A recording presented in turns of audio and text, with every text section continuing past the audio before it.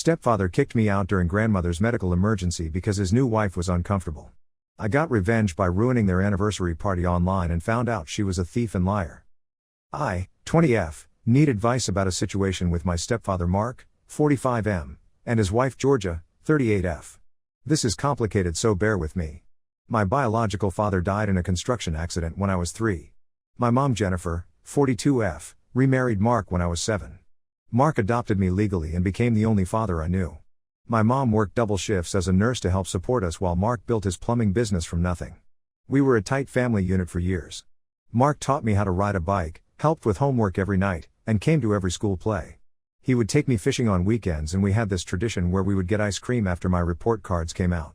Even when his business started doing well and he got busy, he made time for our father-daughter activities. My mom would joke that I was his little shadow because I followed him around everywhere. When I was 15, my mom got diagnosed with ovarian cancer. The next 2 years were brutal. Mark took care of everything while mom went through treatment. He drove her to every appointment, managed her medications, and kept the house running. I helped as much as I could, but I was still in high school. Mark's business suffered because he was always at the hospital or taking care of mom at home. Mom passed away 3 months before my 18th birthday. Mark was destroyed. He barely ate, stopped showering regularly, and his business almost went under because he couldn't focus. I tried to take care of him, but I was dealing with my own grief and getting ready to start college. My Aunt Carol, 48F, came to stay with us for a few weeks after the funeral to help out. 6 months after Mom died, Mark started going to a grief support group. That's where he met Georgia. She had lost her first husband in a motorcycle accident 2 years earlier. They started talking after meetings and then going for coffee. Mark seemed to come alive again when he talked about Georgia. He started eating properly and taking care of himself. I was actually happy that Mark found someone. I was heading to college and worried about leaving him alone. Georgia seemed nice enough when I met her. She was polite to me and didn't try to replace mom or act like she was my new mother. She had her own job as a dental hygienist and her own apartment. Mark and Georgia dated for 8 months before they got married. It was a small ceremony at City Hall with just me, Georgia's sister, and a few friends. I gave Mark away and took pictures. Everything seemed normal. Georgia moved into our house and I went off to college 3 hours away. My first year of college went fine. I came home for holidays and summer break. Georgia was still polite but distant. She and Mark seemed happy together. The house was different without mom's presence, but it wasn't uncomfortable. Georgia didn't try to change much about the house, which I appreciated. The problem started during my second year of college. I came home for Thanksgiving and noticed Georgia had redecorated the living room completely.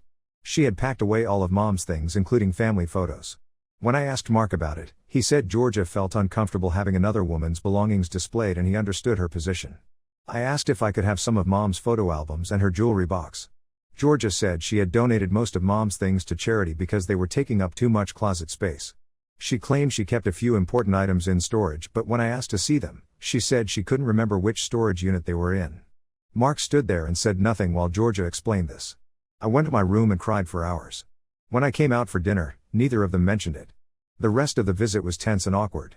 Over the next few months, Georgia started making comments about my college expenses. She would mention to Mark how much my tuition and living costs were adding up. She suggested I get more student loans instead of Mark paying for everything. Mark had always planned to pay for my education using money he and mom had saved plus his business income. During spring break of my sophomore year, I overheard Georgia on the phone with her sister. She was complaining about me being a financial burden and how Mark spoiled me. She said I was too old to be daddy's little girl and needed to learn independence. She also mentioned that she wanted to start having children with Mark, but my college costs were eating into their savings. When I confronted Mark about this conversation, he said Georgia was just stressed about money and didn't mean anything by it. He promised my education funding wouldn't change. But I noticed he started questioning my expenses more. He would ask why I needed certain textbooks or why my meal plan cost so much. The breaking point came last month. My grandmother Ruth, 71F, Mark's mother, had a stroke and was hospitalized. I drove home immediately to be with the family. Mark was at the hospital around the clock and I stayed there with him. We took turns sleeping in the waiting room chairs. Georgia showed up once during the 3 days Grandma was in intensive care. She stayed for 2 hours and then left, saying hospitals made her uncomfortable. She didn't come back until after Grandma was moved to a regular room and stable. While we were at the hospital, Georgia called Mark repeatedly asking when he was coming home. She complained that she was lonely and needed him there. Mark actually left the hospital twice to go home and spend time with Georgia, leaving me alone with Grandma. On the third day, Georgia called and told Mark that her sister was having relationship problems and needed Georgia to come stay with her for a week. She said she was leaving that evening and taking their car. This meant Mark would have to figure out transportation to keep visiting Grandma. I offered to stay the rest of the week to help Mark get back and forth to the hospital. My professors had given me extensions on assignments because of the family emergency. Georgia got furious when she heard this plan. She called Mark at the hospital and they had a loud argument over the phone. The next morning, Mark pulled me aside and said I needed to go back to school. He said Georgia was uncomfortable with me staying in their house while she was away. She apparently thought it was inappropriate for me to be there without her present. Mark said he didn't want to cause problems in his marriage and asked me to leave that day. I was shocked. Grandma was still in the hospital. Mark needed help getting there since Georgia took their car. But he chose Georgia's comfort over his own mother's medical crisis and my support during a family emergency. I packed my things and drove back to school. I called Grandma every day to check on her. Mark barely visited her because he had to take ride shares or ask neighbors for rides. Grandma was discharged after a week and went to a rehabilitation facility because Mark couldn't provide adequate care at home. 2 weeks later, Georgia returned from her sister's house. Mark picked her up from the airport and they went on a weekend getaway to reconnect. Meanwhile, Grandma was alone in rehab asking why her son and granddaughter never visited together anymore. I stopped coming home after that. I made excuses about being busy with school and work. Mark would call occasionally but our conversations became shorter and more strained. He never acknowledged what happened at the hospital or apologized for sending me away. 3 months passed without me visiting home. Mark called less frequently. When he did call, Georgia was often in the background making comments about how I was being dramatic or holding grudges. Last week, Georgia texted me out of nowhere. She said she and Mark were having an anniversary party next month to celebrate 3 years of marriage. She said I needed to be there because Mark's business partners would be attending and it would look strange if his daughter wasn't present. The text felt more like a demand than an invitation. Georgia said the party was important for Mark's business relationships and my absence would be noticed. She mentioned that Mark had been talking to potential investors about expanding his company and needed to present a stable family image. When I didn't respond immediately, Georgia sent another text saying I was being selfish and ungrateful. She said Mark had sacrificed a lot to raise me and pay for my education, and the least I could do was show up for one important evening. She added that successful business families stick together and support each other. I still didn't respond, so Georgia called me directly. She said Mark really wanted me there but was too proud to ask himself. She claimed he had been sad about our distance lately and hoped the party would be a chance to reconnect. But then she said I needed to promise not to bring up any old drama or make things awkward for their guests. Something about Georgia's tone and demands rubbed me wrong. The whole conversation felt manipulative. She kept emphasizing how important this party was for Mark's business success but also made it clear that I needed to behave a certain way and not cause any problems. I told Georgia I would think about it and hung up. But the more I thought about it, the angrier I got. She sent me away during Grandma's medical crisis because she was uncomfortable, but now she wants me to show up and play happy family for her anniversary party. I decided not to go. I texted Georgia back saying I had plans that weekend and couldn't make it. She immediately called me back and started yelling. She said I was being vindictive and trying to sabotage Mark's business relationships. She accused me of being jealous of their marriage and trying to punish Mark for moving on after Mom's death. Georgia then said something that really crossed a line. She told me that if I didn't come to the party, she would make sure Mark knew exactly how ungrateful and spiteful I really was. She said she had been protecting me by not telling Mark about all the disrespectful things I had said and done, but she wouldn't keep covering for me if I embarrassed them publicly. This was completely untrue.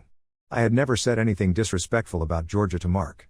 I had actually been very careful to avoid causing problems in their marriage even when I disagreed with her behavior.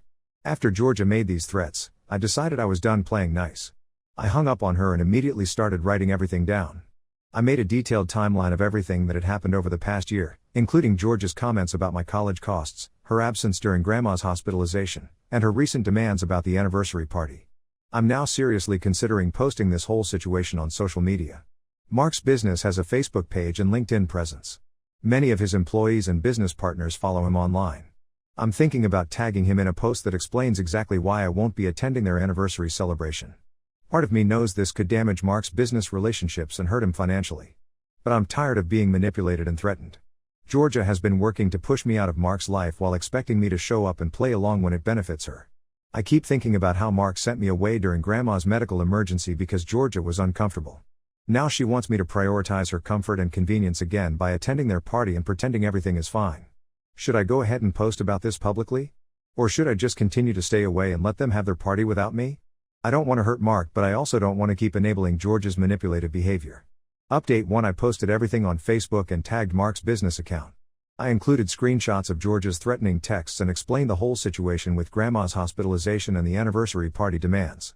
The post went viral among Mark's business contacts and people in our town. Within 24 hours, Mark was calling me nonstop. I didn't answer. Then his business partner Dave, 52M, called me. Dave said the post had caused major problems for their company. They were in the middle of negotiating a big contract with the county for a municipal building project. The county commissioner's wife had seen my post and shared it with several other wives of city council members. Dave said the contract was worth over $200,000 and represented months of work and planning. The county officials were now questioning Mark's character and family stability. They were concerned about awarding such a large contract to someone who couldn't manage his own household affairs. I immediately felt sick about what I had done. I never intended to hurt Mark's business that badly. I took down the post within an hour of talking to Dave, but screenshots were already circulating. The damage was done. Mark finally reached me that evening. His voice was completely flat when he spoke. He said the county contract was probably lost and his reputation in the business community was destroyed. He asked why I would do something so public and devastating. I tried to explain about George's manipulation and threats, but Mark cut me off. He said regardless of whatever problems we had as a family, destroying his livelihood was unforgivable. He said I had acted like a spoiled child having a tantrum instead of an adult trying to solve problems. Then Mark said something that hit me hard. He told me that Mom would be ashamed of what I had done. He said she raised me to be better than this kind of vindictive behavior. That comment broke something inside me because I knew he was right about Mom's values. Mark said he needed time to figure out how to rebuild his business relationships and couldn't deal with family drama on top of everything else. He said not to contact him until he was ready to talk. Then he hung up. I called my Aunt Carol to tell her what happened. Carol had stayed close with Mark after Mom's funeral and knew about some of the issues with Georgia. When I explained about the social media post and the lost contract, Carol was quiet for a long time. Finally, Carol said she understood why I was angry but that going public was the wrong choice. She said family problems should be handled privately, not used as weapons to hurt people's careers and reputations. She also pointed out that I had potentially hurt all of Mark's employees who depended on the business for their incomes. Carol then told me something I didn't know. She said Mark had been calling her regularly over the past year asking for advice about the situation with Georgia and me. He had been struggling with how to balance his marriage and his relationship with me. Carol said Mark knew Georgia was difficult but he was afraid of losing another important person in his life after Mom's death. According to Carol, Mark had been planning to have a serious conversation with Georgia about her treatment of me after their anniversary. He wanted to get through the party first to avoid relationship drama, then address the problems. Carol said Mark had even been considering marriage counseling to work on these issues. Learning this made me realize how badly I had misunderstood the situation.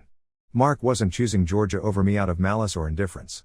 He was trying to hold his life together after losing Mom and was afraid of more loss and conflict. 2 weeks after my post, Carol called with more news. She said Georgia had moved out of Mark's house. Apparently, after seeing my post and learning about all the problems it caused, Mark had confronted Georgia about her behavior toward me and Grandma. Georgia admitted to lying about some things, including her claim that I had been disrespectful to her. She also admitted that she had been trying to distance Mark from me because she wanted children of her own and felt I was taking too much of his attention and resources. Mark was apparently devastated to learn how Georgia had been manipulating the situation. Carol said he realized that Georgia had been feeding him false information about my attitude and behavior. The revelation that Georgia had deliberately tried to damage our relationship was the breaking point for Mark. Georgia had demanded that Mark choose between his marriage and his relationship with me. She said she couldn't be married to someone who prioritized his stepdaughter over his wife. Mark chose me, and Georgia packed her belongings and moved in with her sister. But here's the thing, Mark still wasn't ready to contact me directly. Carol said he was embarrassed about being manipulated and felt terrible about how he had treated me during Grandma's crisis. He was also still dealing with the business fallout from my social media post. Carol said Mark's company had lost the county contract as expected. Several other potential clients had also pulled out of deals after hearing about the family drama. Mark was having to lay off 2 employees and scale back his operations significantly. I spent sleepless nights thinking about those employees losing their jobs because of my actions. These were people with families and mortgages who had nothing to do with my problems with Georgia. My public post had hurt innocent people who were just trying to make a living. Carol suggested that I write Mark a letter explaining my side of things and apologizing for the business consequences, even if I still felt justified in my anger about Georgia's behavior. She said Mark needed to hear from me directly, not through intermediaries. I wrote a long letter explaining everything from my perspective, including Georgia's threats and manipulation tactics. But I also took full responsibility for choosing to go public instead of finding a better way to handle the situation. I acknowledged that hurting his business was wrong regardless of how angry I was. I mailed the letter to Mark's office since Georgia was no longer at the house to intercept it. I included copies of all Georgia's threatening texts and explained the timeline of events that led to my decision to post publicly. A week later, Mark called me. He said he had received my letter and wanted to talk in person. We arranged to meet at a diner halfway between his town and my college. The conversation was awkward at first. Mark looked older and more tired than I remembered. He had lost weight and there were dark circles under his eyes. The stress of the business problems and divorce proceedings was clearly taking a toll. Mark started by apologizing for not protecting me better from Georgia's manipulation. He said he had been so afraid of losing another important relationship that he had ignored warning signs about Georgia's behavior. He admitted that sending me away during Grandma's hospitalization was wrong and that he should have stood up to Georgia's unreasonable demands. But then Mark said something that surprised me. He told me that despite understanding my anger, he still felt betrayed by my decision to destroy his reputation publicly. He said there were other ways I could have handled the situation that wouldn't have hurt innocent people. Mark explained that his business was his life's work and employed people who trusted him to provide stable jobs. When I attacked his reputation online, I didn't just hurt him, I hurt families who depended on those paychecks. He said that level of collateral damage was something he was struggling to forgive. We talked for 3 hours at that diner. Mark answered all my questions about Georgia's lies and manipulation. I learned that Georgia had been feeding him false stories about my behavior for months. She had claimed I was disrespectful to her when Mark wasn't around and that I was trying to sabotage their marriage. Georgia had also lied about the storage unit containing Mom's belongings. She had actually donated or thrown away everything immediately after moving into the house. There was no storage unit and no saved items. This revelation hit me hard because those belongings were my last connection to Mom. By the end of our conversation, we had cleared up most of the misunderstandings between us. Mark understood why I had been angry and distant. I understood why he had seemed to choose Georgia over me in various situations. He had been working with false information about my behavior and motivations. But the business damage remained a huge obstacle between us. Mark said he was filing for bankruptcy and would probably have to sell the house to pay off debts. The reputation damage in our small town was severe and lasting. Several former friends and business associates were still avoiding him. We agreed to stay in contact and work on rebuilding our relationship slowly. But Mark was clear that forgiveness would take time, especially regarding the business consequences of my actions. Update 2: Things have gotten complicated in ways I never expected. Mark's divorce from Georgia was finalized last month, but the business situation has gotten worse, not better. It turns out that Georgia had been stealing money from Mark's business accounts during their marriage. Mark discovered this when he was going through financial records for the bankruptcy proceedings.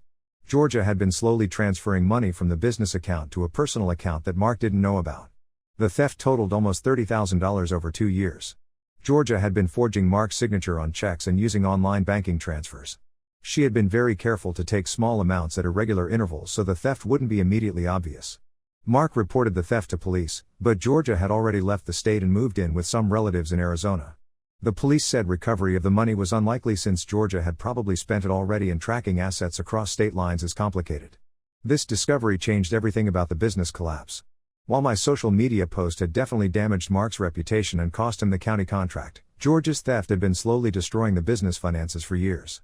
Mark might have ended up in bankruptcy anyway once the theft was discovered. When Mark told me about Georgia's stealing, I actually started crying. All this time I had been carrying guilt about destroying his business, but Georgia had been sabotaging it from the inside long before my post. Mark said the theft explained why the business had been struggling financially even when they were getting good contracts. Mark also discovered that Georgia had lied about her first husband's death. She claimed he died in a motorcycle accident, but Mark found out he had actually left her after she was caught having an affair with his business partner. Georgia had completely fabricated the grieving widow story to gain sympathy and trust. Learning about all of Georgia's lies and theft made Mark realize how completely he had been deceived. He said Georgia was probably a sociopath who had targeted him specifically because he was vulnerable after Mom's death and had a successful business she could exploit. But here's where things got really complicated. About 3 weeks ago, Georgia contacted me directly through a fake social media account. She sent me a long message claiming that Mark was lying about the theft and that she was the real victim in this situation. Georgia said Mark had been emotionally abusive during their marriage and had forced her to take money from the business to pay for household expenses he refused to cover.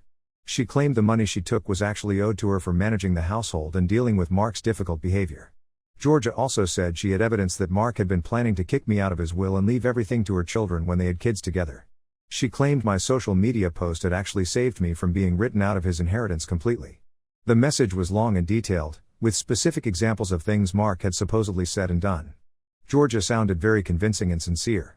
She said she had kept quiet about Mark's behavior to protect me, but felt she needed to warn me now that they were divorced. Georgia ended the message by saying she had documentation of Mark's abusive behavior and financial misconduct, and that she would be happy to share it with me if I was interested in learning the truth about my stepfather. I was completely thrown by this message. After everything that had happened, part of me wondered if Georgia could be telling the truth about some things. Mark had surprised me before by making poor decisions, like sending me away during Grandma's hospitalization. I decided to show Georgia's message to my Aunt Carol to get her opinion. Carol read it carefully and then asked me several questions about Mark's behavior over the years. She pointed out that abusive people usually show patterns of controlling behavior that I had never witnessed in Mark. Carol reminded me that Mark had always been generous with money, had paid for my college without complaint, and had never tried to control my social life or activities. She said truly abusive people don't usually allow their victims that much freedom and financial independence. Carol also pointed out that Georgia's message contained several factual errors about dates and events that Georgia should have remembered correctly if she was telling the truth. The details didn't match up with what Carol knew about Mark's actual behavior and timeline. Most importantly, Carol said that Georgia reaching out to me at all was suspicious. If Georgia really had evidence of Mark's wrongdoing, she should have presented it during the divorce proceedings or to the police when Mark filed theft charges against her. After talking with Carol, I decided not to respond to Georgia's message. But Georgia didn't give up. She created another fake account and sent me copies of what looked like bank statements and emails that supposedly proved her claims about Mark. I took these documents to Carol, who noticed immediately that they had been altered. The dates on some of the bank statements didn't match up with when Georgia claimed certain events happened. The email addresses in the supposed correspondence from Mark were slightly different from his actual email address. Carol said Georgia was clearly trying to manipulate me again by creating fake evidence. She suggested that Georgia might be planning some kind of revenge against Mark for reporting her theft and was trying to turn me against him as part of that plan. Around this time, Mark called me with disturbing news. He said someone had been calling his remaining business clients and claiming to be a former employee with information about Mark's unethical business practices. The caller was trying to convince clients to cancel their contracts and warning them about supposed financial irregularities in Mark's company. Mark suspected Georgia was behind these calls, but he couldn't prove it since the calls were coming from different phone numbers and the caller was disguising their voice. Several clients had asked Mark about these allegations, and he was having to spend time defending his reputation instead of focusing on keeping his business afloat. This campaign of harassment convinced me that Georgia was definitely lying in her messages to me. Someone who was truly a victim wouldn't go to such lengths to destroy their ex-husband's remaining business relationships. Georgia's behavior looked like revenge, not justice. I blocked Georgia's fake social media accounts and reported them to the platforms. I also told Mark about Georgia's attempts to contact me and showed him copies of her messages and fake documents. Mark wasn't surprised, but he looked exhausted by the whole situation. Mark's business is still struggling, but he has managed to avoid bankruptcy by selling some equipment and downsizing his operations. He's working mostly small residential jobs now instead of the big commercial contracts he used to handle. The income is much lower, but it's enough to keep the business running. Mark had to sell his house and is now renting a small apartment across town. He said the house held too many bad memories anyway, between Mom's illness and George's deception. He seems more at peace in the smaller space, though I know the financial stress is still overwhelming. We've been meeting for lunch every few weeks to work on rebuilding our relationship. It's been slow going because there's still tension about the business damage from my social media post. Mark has forgiven me intellectually, but I can tell he's still processing the emotional impact of what happened. Last week, Mark told me something that made me understand the situation better. He said that after Mom died, he had been so desperate not to lose anyone else important that he had ignored obvious red flags about George's character. He said grief had made him vulnerable to manipulation in ways he never expected. Mark also admitted that he had been wrong to prioritize George's demands over his relationship with me, especially during Grandma's medical crisis. He said fear of conflict had made him take the path of least resistance instead of doing what was right. We're both learning how to trust each other again after everything that happened. It's not easy, but we're making progress. Mark is starting to seem more like the father figure I remembered from before Mom got sick. The situation with Georgia is ongoing. She's still in Arizona as far as we know, but the harassment calls to Mark's business have continued sporadically. Mark's lawyer said there's not much they can do unless Georgia violates her restraining order by contacting Mark directly or returning to the state. I'm finishing up my senior year of college now. Mark can't help with expenses anymore because of his financial situation, but I've been managing with student loans and a part-time job. It's been a struggle, but I'm determined to graduate without adding to Mark's financial burden. Looking back on everything that happened, I still wish I had handled my anger about Georgia differently. The public social media post caused damage that's still affecting innocent people. But I also learned that Georgia's manipulation and theft were much more extensive than I ever realized. Mark and I are both trying to move forward from this mess. We're taking things one day at a time and focusing on rebuilding the relationship we had before Georgia came into our lives. It's not the same as it was before Mom died, but it's something we can work with. The whole experience taught me that family relationships are complicated and that people can make terrible decisions when they're grieving or afraid. I'm trying to be more understanding of Mark's choices during his marriage to Georgia, even though some of those choices hurt me deeply. We still have a long way to go in terms of rebuilding trust and communication. But at least now we're both working with accurate information instead of the lies and manipulation that Georgia had been feeding both of us for years.